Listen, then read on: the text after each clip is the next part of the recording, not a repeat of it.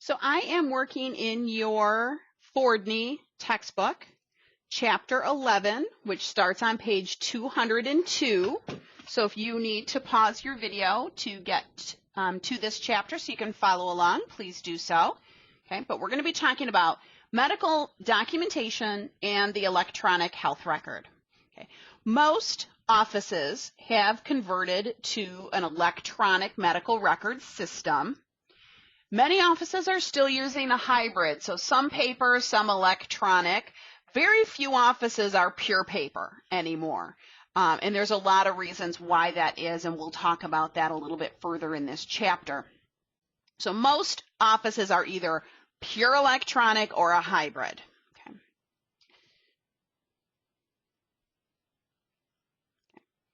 So the health record is the most important document in a doctor's office. The documentation is a chronological recording of what's gone on with the patient. It can track the progress of their medical disease, their treatment plan, etc. Okay, it's the notes of what happened in every visit. Okay, and there's the documentation can be a variety of things. It can be your medication record, your history as you told the doctor as to what happened with your disease or your injury, the physical exam by the doctor, x-ray reports, blood test results. If we sent you to a specialist, we might get reports back from the specialist. You also signed consent forms for various procedures. Your immunization records would be in there, operative reports, pathology reports, all of those things depending on, how much of this the patient has had. Okay. The electronic record can be organized in a couple of ways. The source-oriented record is the way the paper charts used to be. And there used to be dividers in the paper chart for lab and blood work and immunization. So if the doctor wanted to know what medication you were on, you would flip to the medication tab and there it is. Okay. If the doctor wanted to see notes of the last time they sent you to physical therapy, there would be a specialist tab and there it would be. And that's the source-oriented record where the documents are in an organization based on who created them and what kind of record it is. Okay. The problem-oriented medical record is really handy in an electronic format because what we can do there is document the various visits that you've been to the doctor for the various reasons. So let's say we have a patient who has diabetes and high blood pressure. And sometimes they come in for diabetes and sometimes they come in for the high blood pressure, and their visits are kind of like back and forth kind of thing. So you can document all of the diabetes care in one spot, rather than it being jumping around from visit to visit to visit. Maybe there are visits we didn't even talk about diabetes, so it's not even going to show those visits. It's just going to show the diabetes visits. And then you're going to have the hypertension visits as well. Now, then you may come in for a random, weird complaint that isn't one of those. For example, I've had a couple of Baker cysts in my knee, which is an accumulation of synovial fluid that gets inflamed, and it's very, very painful. And I just needed an anti-inflammatory medication and took care of it. Okay, so the very first time I went to the doctor, I didn't know what it was. He diagnosed me. He gave me the medication. I knew what the medication was. He gave me naproxen, and it took care of it. Well, it happened again about 2.5 years later. Now, I remembered the medication only because I still had the bottle in my medicine cabinet, which was way expired. So I really was just tempted to take it, but I didn't because it was expired. But I knew what it was, and it had the date on there. So I knew how long it had been. So the day I went back, I saw the physician assistant, not my main doctor. So I was able to tell him it was about 2 years ago. This is what it was. This is the medication he gave me. And guess what? He found it in the chart. Well, in a problem-oriented medical record, that would be like on a page of its own because I'd only been there one time before. Well, now the new visit 2 years later is going to be in the same section because I'm there for that reason. So sometimes you're going to just have some random thing that maybe you never go back for again. Okay.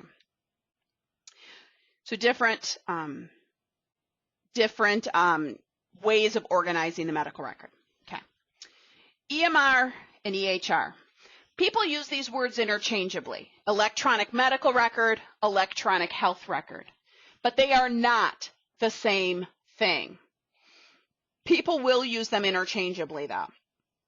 So what is the difference? I was hoping it was right here on this screen. Just a second, let me see if I...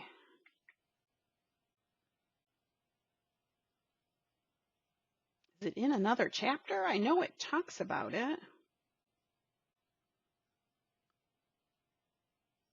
It has to do with whether or not it's only for your own office or if it's shareable to other offices. I believe, and I hope I'm telling you this right because it's not on my screen.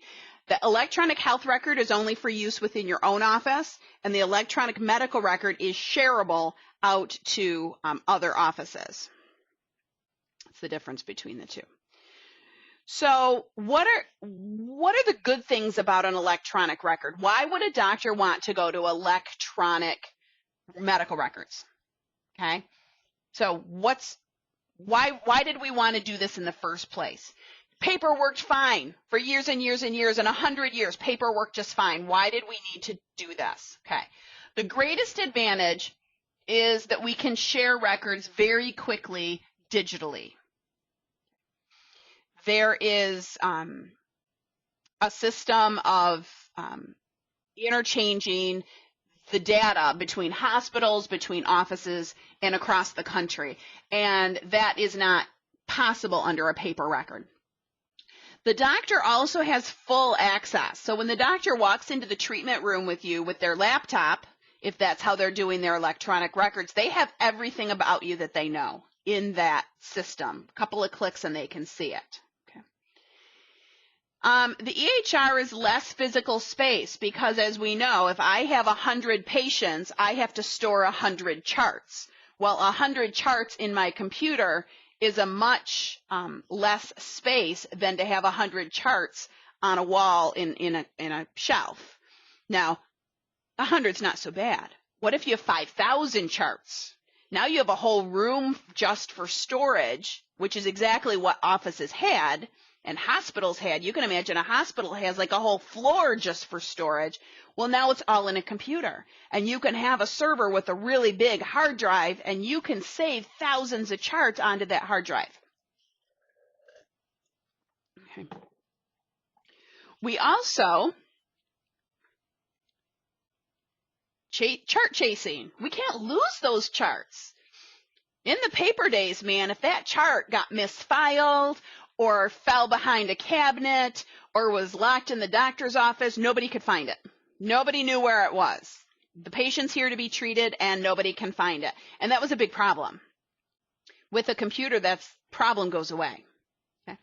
We can also decrease charting time, decrease charting errors.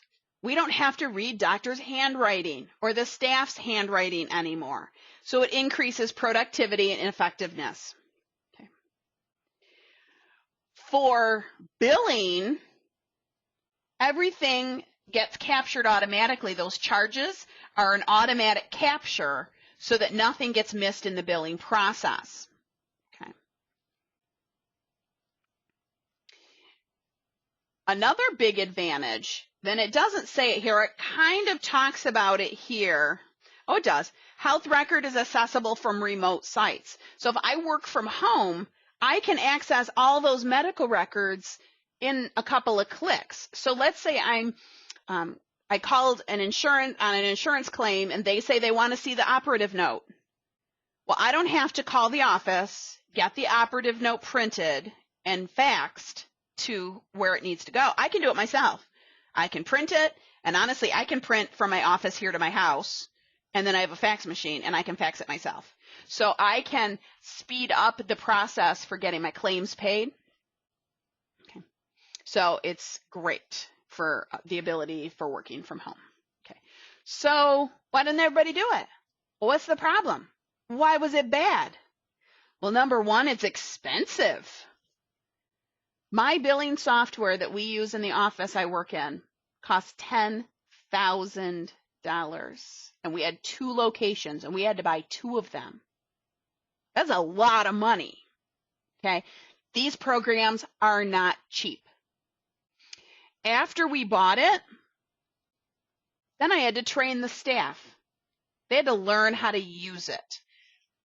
Some people were resistant to that. Some people just are not technological people. And some people felt they were too old to learn it.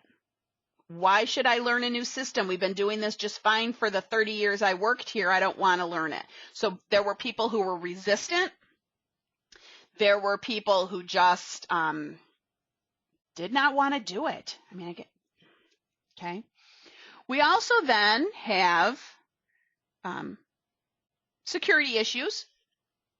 Everything's now on the computer. We have to make sure that our computer meets the requirements of HIPAA and is protected from hackers and people accessing the data that shouldn't be accessing it. So we had to think about that when we installed this software and we converted to a digital format. The big problem we see are cloned notes. My doctor, when she is treating a patient, has the ability to copy and paste. We call it salting, same as last time. And it literally copies her note forward to today, word for word. And some doctors get lazy and just do it, this copy paste. They're the same, and they just copy and paste it forward. What I have seen is that I work for a chiropractor. I have for 20 years. And my chiropractor will document that the patient had an increase of pain because they just drove 12 hours or 24 hours. They just drove back from Florida and their back is really, really hurting them. And then my doctor will copy and paste it for the next 5 visits. And it'll say, for 5 visits in a row, just drove back from Florida. That is clearly a copy and paste, also known as a cloned note. That is a big problem. If Medicare lays your notes side by side and they see it as cloned, they will throw them all out and take their money back because you don't have any documentation. Okay, that is a big problem. Okay, Medicare will not accept clone notes. Okay, so cost and staff time were the big problems. Cost, and then training our staff and getting us to be as fast with this digital format as we were in the paper world. Okay, so the American Recovery and Reinvestment Act of 2009, ARRA. You and I mostly call it Obama's stimulus package that he passed in 2009 because we were in the middle of this recession and we wanted to stimulate the economy. Okay, that's this bill. Within this bill was a $27 billion line item to provide incentives to doctors to convert to electronic medical records. And if the doctor converted to medical records, or to electronic medical records, the government would pay you.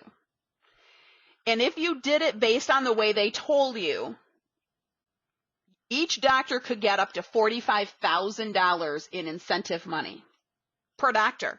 I had 2 doctors. That's a lot of money. Okay. Now that $45,000 was not paid in one lump sum. It was paid over 5 years. And if you didn't do what they told you to do, you weren't going to be qualifying for the money. And it was, the first payment was like $17,000 or $18,000, and then it went down from there, and it added up to this chunk of money. So if you didn't start on the first year, that biggest chunk of money you didn't qualify for. And actually in my office, we didn't get on board till year 3. So the year 1 and year 2 money were gone. So by the time we jumped on board, he got year 3 money. He and she.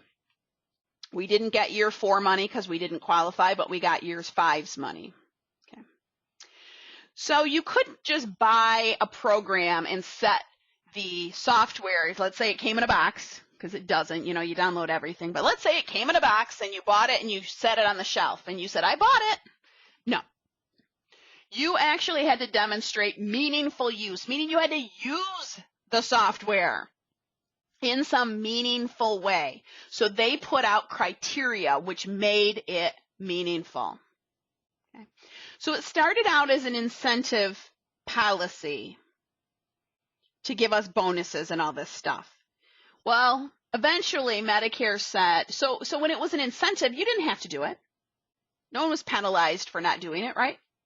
Well, it turned from an incentive to a penalty a couple of years into it.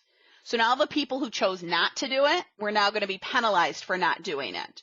So all the people who didn't do it in the beginning suddenly wanted to do it 3 years in. Okay. All right.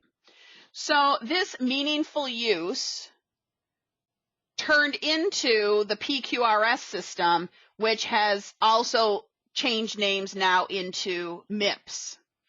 And it also, the new name is MACRA. Don't ask me what it stands for. There's Medicare something Reimbursement Act. So meaningful use turned into PQRS, and then MACRA and MIPS kind of rolled all of these programs into one that basically said you have to use it in some meaningful way, and if you do, you won't get penalized. And you actually can get bonuses on all that. You will hear MACRA and MIPS when you're out in the workforce if you are dealing with any kind of documentation. This is big money to offices, big money. So if you're supposed to be doing certain things and you don't do them, you are going to cost your office money. And so office managers will have a big problem if that happens. So you will hear about this. So documentation is critical in the office. Obviously, it tracks your patient care. Okay, but well, I was going to go somewhere, but I'm not going to. I'm going to follow the textbook. So these are all the different kinds of physicians who can treat the patient. The attending physician, we can have non-physician practitioners like midwives and physical therapists and speech therapists, things like that. They're not doctors, but they treat the patient and they can bill for their services. Some of these are hospital terms, like the resident physician, a teaching physician. Those are hospital terms.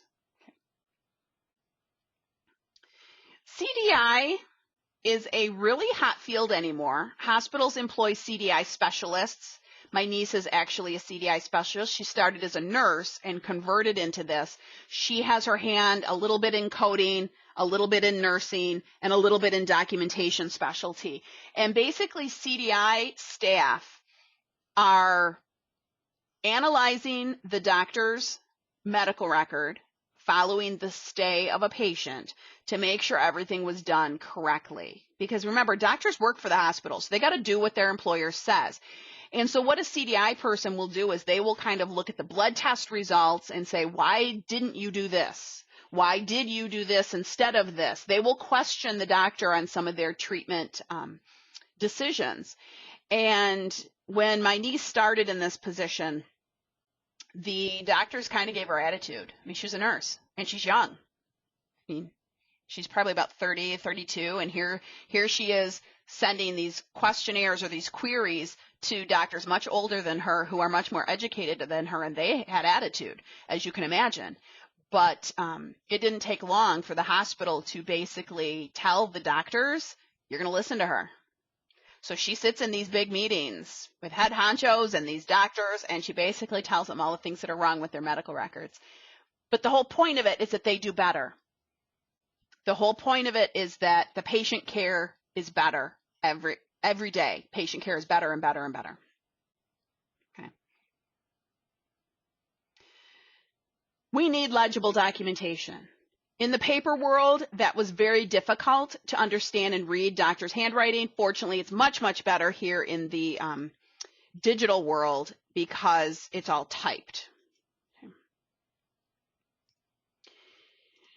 So Medicare's definition of legible is easily recognized by someone outside of your office. I can read my doctor's handwriting. I have for years. I can tell what it says. I'm not the person who gets to determine if it's legible. If I send those medical records into Medicare, can they read it? One doctor, the answer is probably yes. The other doctor, the answer is 1000% no. She has atrocious handwriting that I have learned to read through the years. Okay. So that's Medicare's definition of legible. So thank God with electronic medical records that we don't have to read their handwriting anymore. Okay. Medical necessity. Insurance companies will pay for services if you have performed things that are medically necessary. It is the treatment in accordance with good medical practice and the proper level of care in the most appropriate setting. So it's all diagnosis-based and symptom-based. The patient has this symptom, so you did this service. You did this x-ray, you did this blood work, you did this biopsy based on these complaints. That is appropriate or not appropriate depending on what it is.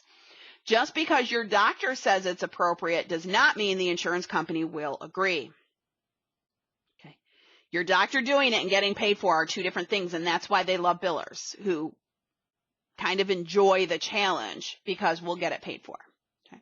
Now, sometimes things can't get paid for. They just are not going to be covered. Either they're not covered on the policy or doctor did not document strongly enough the need for it. Okay. All right. Insurance companies have a right to review your medical records. If they paid for it, they have a right to look at it. Medicare typically will pay you and then look at it later. They'll pay you and then randomly decide to audit people. I talked about this in the HIPAA and compliance lecture already this mod, about how sometimes they do random audits and they just ask for some random medical records, and other times it's targeted audits because your billing patterns are suspicious. And I talk about that in the HIPAA compliance lecture, so if you haven't watched that, you should. Check what page here I'm on, because I don't have to, I still got a lot more to go. Okay. We can fire a patient. If we don't want somebody to be a patient in our office anymore, we are allowed to discharge them. We could discharge them because of non-compliance. They didn't follow their treatment plan. They didn't do instructions. They didn't take their medication, things like that. Now, is a doctor going to fire a patient over one thing? No. But let's say I come to the doctor. I have uncontrolled diabetes, and that's all I come here for. And I say the same thing every time. Doc, I just feel bad. I don't feel right. My blood sugar is all crazy. And the doctor asks me about my diet, exercise, and insulin use. And I say the same thing every time. I don't have time to exercise. I don't have time to cook. I'm sorry. I eat a lot of fast food and I don't have the money to fill my prescription. So I really don't take my insulin like I'm supposed to. And let's say I say that all the time. Every time that's my answer. Well, is my doctor actually helping me? No, because I'm not listening to the doctor. I'm not doing anything to fix my problem. And the doctor might go, why do you keep coming here? You clearly are not listening to me. What's the point? And we could actually discharge the patient from care for that. We could, the two most common other reasons is that you no-show constantly to appointments and you won't make payments on your account. Those are things that the patient is required to do. If we are going to fire a patient, it needs to be in writing. We can't just say, you are not allowed to come back anymore as of today, goodbye. That would be considered abandonment, and that is not legal. You cannot abandon a patient. We have to give them the notice of termination in writing. We have to give them notice and time to find another doctor. Okay. So we need to do all of those things.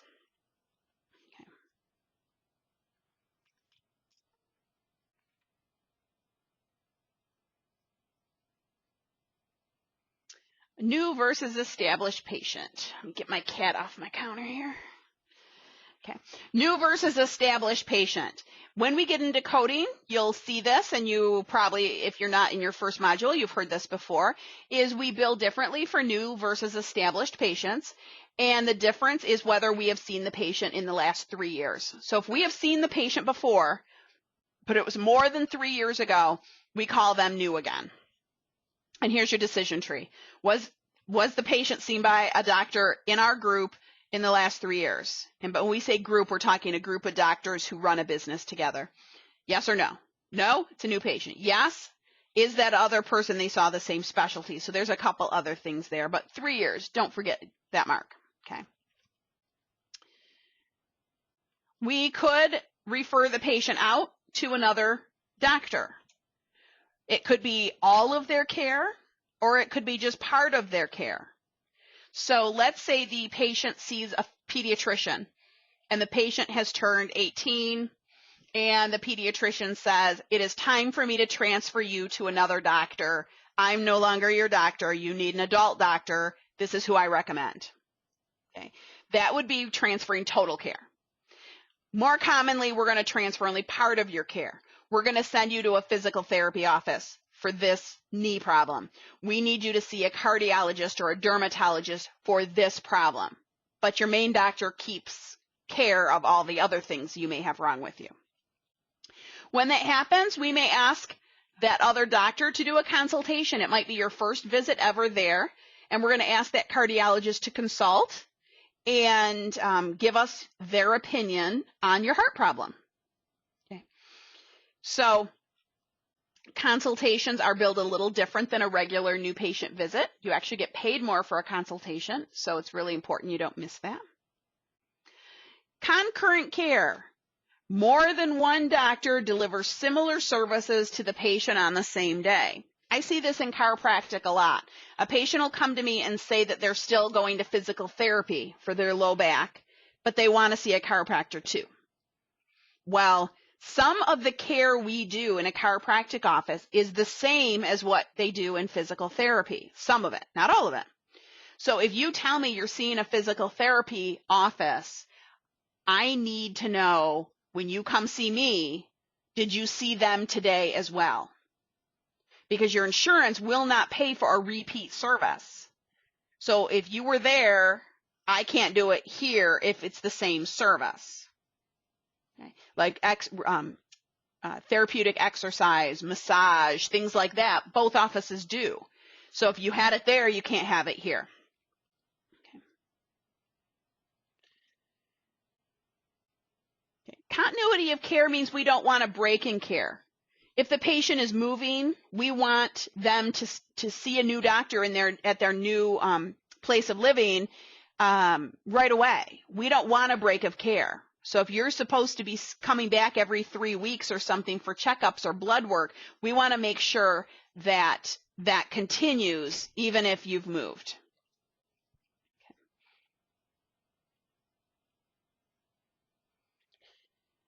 Abbreviations. There is a list of approved abbreviations put out by JCAHO, there we go. The Joint Commission. That's a federal agency, and they have a list of do not use abbreviations, and you can look at that table. And the whole point of the do not use abbreviations is these are ones that cause confusion. People will misunderstand your abbreviation. I think it's this one right up here. Yeah.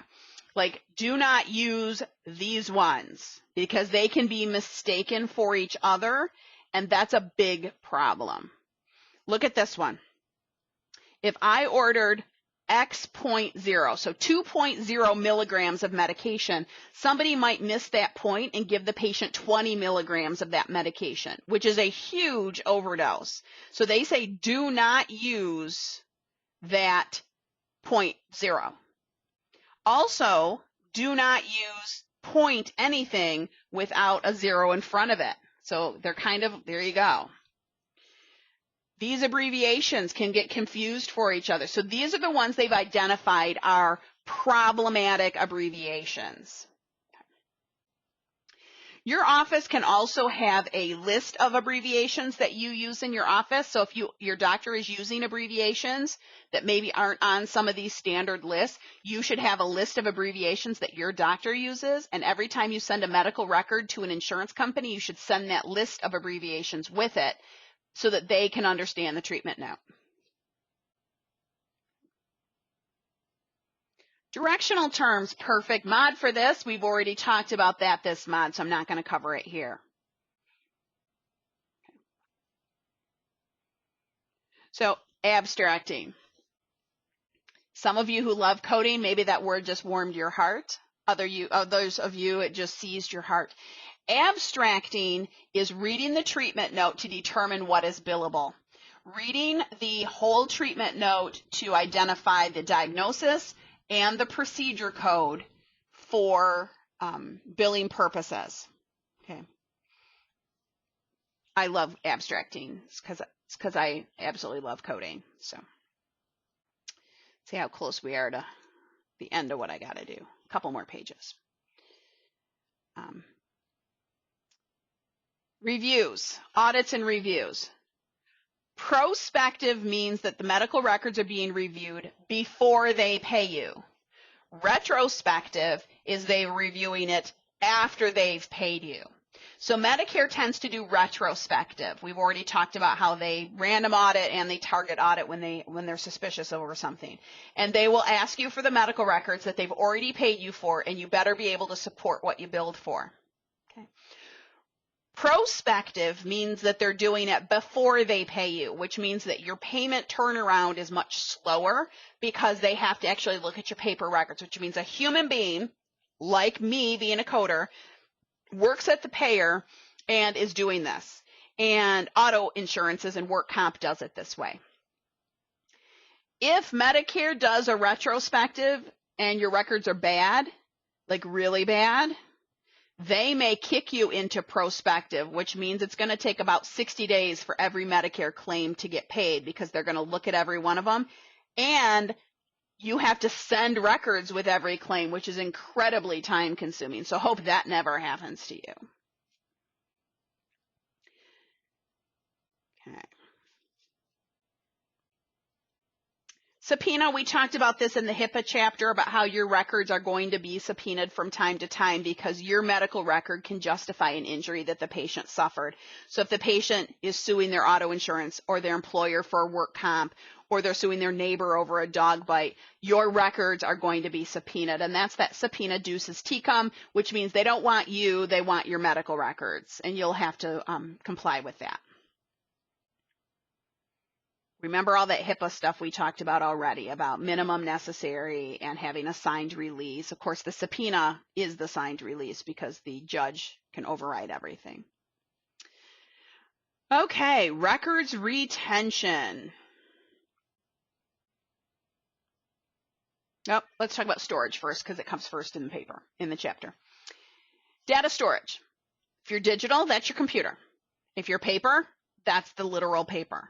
Okay, so we have to have backups. If anybody has ever had their phone die on them or dropped in a toilet, or they've had their computer hard drive go, you lost everything, all your contacts, all your pictures, your documents, everything is gone. Now imagine that's the doctor's office, and that is your patient medical records that are now gone. That is unacceptable. So offices have to have a backup system.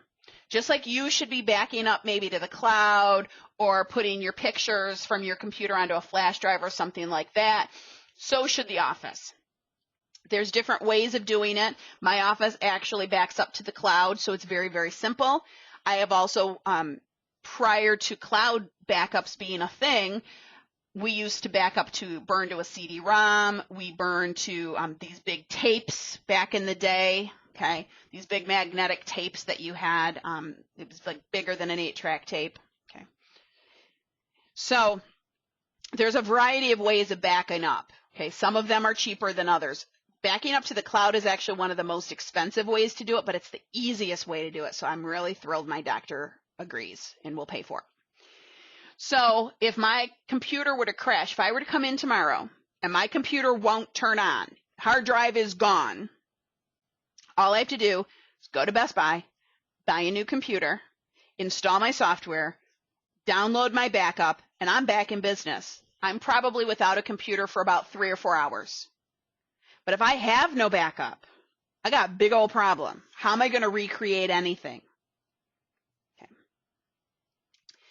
At some point, you are going to want to destroy some data. Okay. If this is digital data you are destroying, you can't just throw it away. You can degauss it, which is a way of permanently erasing things, okay? Don't just delete the file, okay? A lot of people think that if they just delete the file, it's gone. That is completely not true. Talk to any IT person, that is not true. First of all, it sits in your trash until it's actually deleted. So really, it's not gone at all. It's sitting in your trash can. Okay. Even once you've emptied your trash can, it's not gone. My husband does IT. He can get data back. He has programs that can actually find it hidden in your computer. So if you just delete everything and you empty your trash and you think you can just take that computer and sit it at the side of the road for the trash man to take, hacker can pick that up, restore everything, and you just had a HIPAA violation, a massive HIPAA violation, okay? So you need to destroy things properly. Probably some of the best ways to do it is to take the hard drive out, smash it with a hammer. Okay. Talk to an IT guy if you need to change out the computers in your office on how to delete things. Okay. But let's say we are getting rid of paper records. We can burn it. Come on. We can burn it, shred it. Pulverize it is basically pulping it, turning it using water. So most offices just shred it, but you could have just a big old bonfire. Doctor can take it home and have a big old bonfire with that paper if they want to. So, one last thing I wanted to talk about here. I don't want to talk about SOAP notes today. I'm going to pause it and find it. Okay. I somehow skipped right over records retention when I was on this page. So, how long do you have to keep the patient's medical record? That's a great question. And there's no great answer. Okay. So, HIPAA says 6 years, but HIPAA can only dictate for Medicare and Medicaid patients. So for Medicare and Medicaid patients, we have to keep the records for 6 years. However, anybody who is not Medicare and Medicaid, that doesn't apply to. So what do we do with them? Individual states have their own laws. So now you look to state law. What does your state say? And that answer is different because many of you students are in a variety of states. So there isn't a chart in here. I can tell you Michigan says 7 years. So even though Medicare and Medicaid HIPAA says 6, Michigan law says 7, which means I have to follow my state law because it says whichever law is more stringent is the law that should be adhered to. So when you have two laws that are saying different things, you have to go with the higher one because that way I'm following both laws. So by keeping it for 7 years that Michigan says, I am keeping it the 6 years that Medicare says. Because if I kept it the 6 years that Medicare and Medicaid says, then I'm not following Michigan state law. Now, you may be in a state that says 5 years, but HIPAA for Medicare and Medicaid says 6. So you can keep it for 5 years for a Blue Cross patient, but 6 years for Medicare and Medicaid. To me, that's too confusing. I would make my office keep it 6 years for everybody. I would not have two rules, but you could. There's no reason you couldn't. There are some state laws or some states that don't have a state guideline. That's not a very good place for you to be. So if that is the case for your state, I would go with that 6 years for everybody. Although AHIMA which is the American Health Information Management Association, which is the Medical Records Federal Association. They recommend 10 years, but they're not a law. They can't enforce that 10 years, but that's what they suggest. So we can only go by what's law as to what you have to do. So why should you keep the medical record that long? Because people can sue you. People can bring a lawsuit against the doctor for malpractice for many, many years. So you better have that medical record if you're sued. Also, Medicare can audit you going back to 6 years. So if you don't have the medical record and they are auditing you, guess what? You lose the audit. Your documentation that can save you is gone.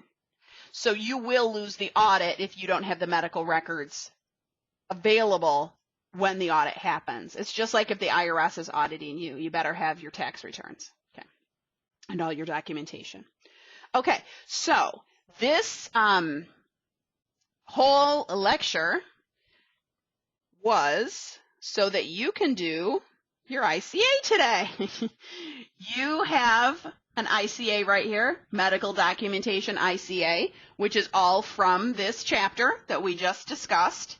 So hopefully, obviously, you watched it if you're hearing this. So refer back to this chapter if you have any questions on that ICA. And let's see here. You only get one attempt. These are your directions. It references you just to these pages. So these questions all come from just those pages. And you only get one attempt. So sometimes you get more than one attempt to improve your score, but you only get one on this one. So good luck, and jump onto a Zoom session if you have any questions.